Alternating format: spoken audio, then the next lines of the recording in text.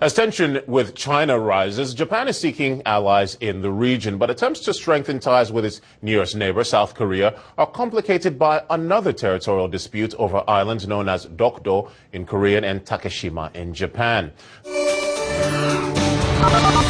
I'm standing on the island. The South Korean government has actually flown us here by helicopter, part of their quite substantial PR battle to try and prove that their historical ties to this island is actually more significant than the Japanese historical ties, both countries claiming sovereignty.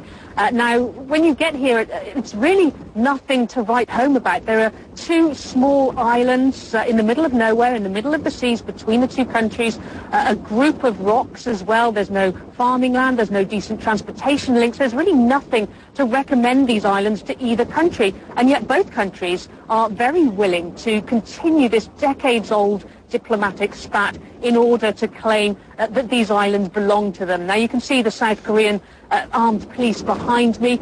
The armed police have been in control of this island for decades. The South Koreans have controlled this island.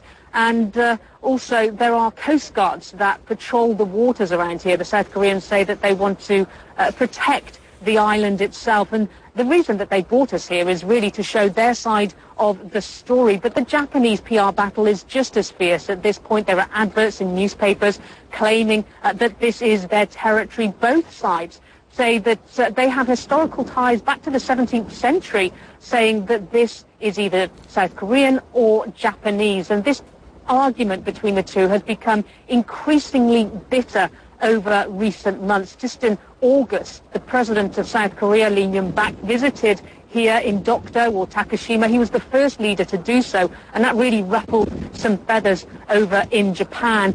There's also just two residents that live here, two South Korean residents, an elderly couple who have been living here for decades, a fishing couple.